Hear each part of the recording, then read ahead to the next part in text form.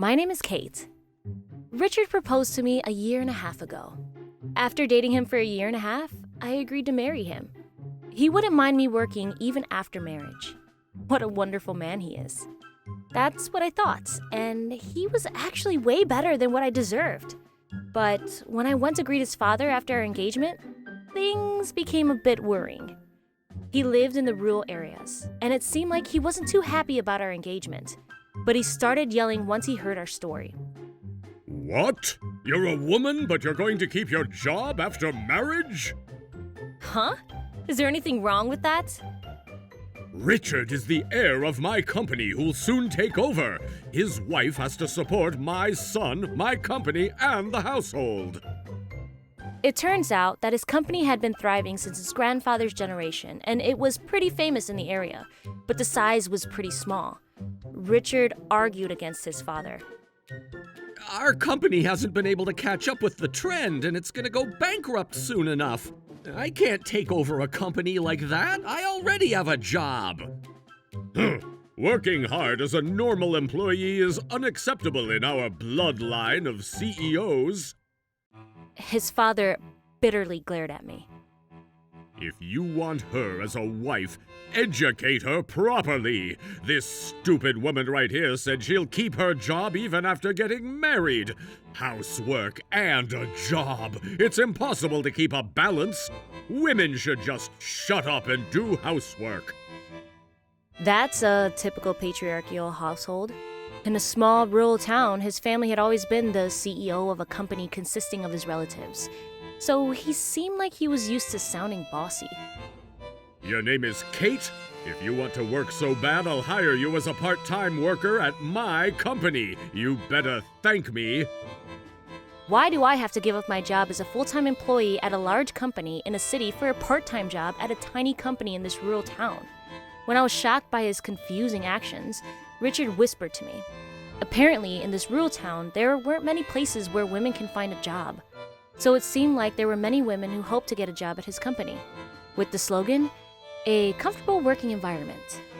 Many would apply for the job every year. Well, if that means it's like a home, that kind of makes sense. But his family managed the company. But if a woman who's not even their fair relative starts working for the company, she'll have to struggle a lot.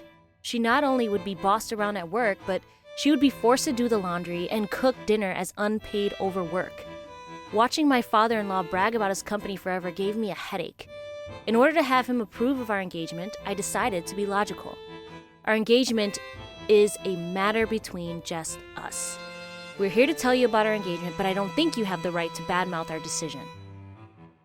What? You're a woman but dare to talk back? If you're a woman, just shut up.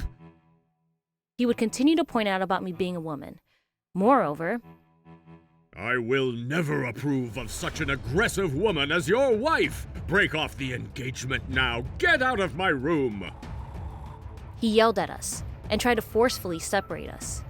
At the end, Richard and I had to leave his house without being able to do much. That event itself was enough to make me furious. But his father was even planning an arranged marriage for him. She was also from the same rural town and had a quiet personality. The town was small, so they knew each other already. But they never expected an arranged marriage. His father demanded him on the phone. I arranged a date and place for you. Just go there on the date I tell you, and your only job is to say yes. Their parents have also agreed on the marriage. You better not embarrass our family. When I heard about it from Richard, I asked him for help. What should we do? Can we just ignore it? We visited him to tell him about our engagement, but who expected him to do something so forcefully? That horrible dad. Let's just ignore their promise about my arranged marriage. But I bet the same thing would happen often from now on. Apparently, his father chose the most prestigious restaurant for them to meet. It was clear that he was serious. If we just ignore it, I thought he'd manage to find a way to force it on him, which made me feel very scared. I guess Richard sensed how scared I was and how I was feeling, so he gave it some time to think. And I told him about the plan he came up with. Huh? You're gonna dress up as a woman and go meet her? Yes, I come from a small rural town. If they get to know that his oldest son likes to dress up as a woman, the rumor should spread in an instant. You're right. The arranged marriage could be broken off. Nope, it's not just that. I'm from a rural area. Cross-dressing isn't accepted so easily. I bet no other family would agree to an arranged marriage with me, even if I was the heir of a famous company that's been thriving for generations in the area. But in the worst case scenario, the bad rumor could cause a company to go bankrupt. I don't care if it goes bankrupt. They treated my mother and grandmother, who's passed away, like a slave. They made them work without any days off, but they still barely made it through. You can't call it a good company when they have to treat the women like slaves to make it thrive.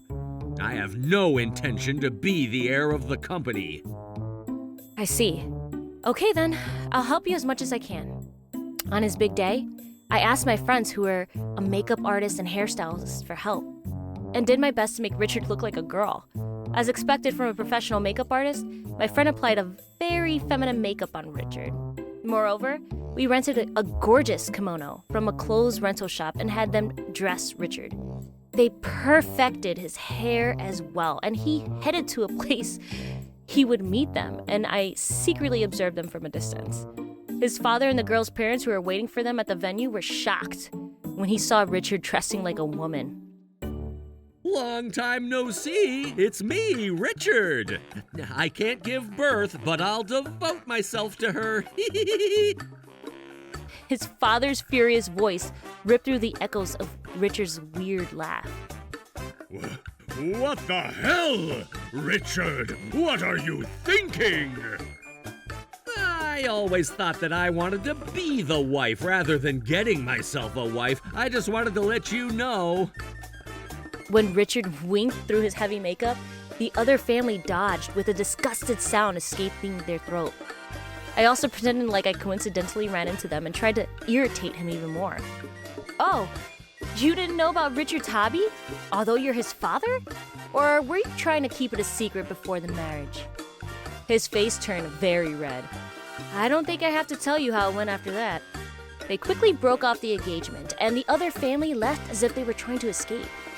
Her plan was a huge success, and Richard had said his father's company was a poor and barely managing, treating women like slaves at work.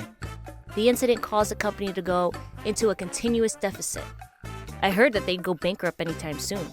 His father visited our house and begged for mercy on his knees. Please, we no longer have any money to manage the company. Please, lend us money. When Richard obviously refused, his father then turned to me.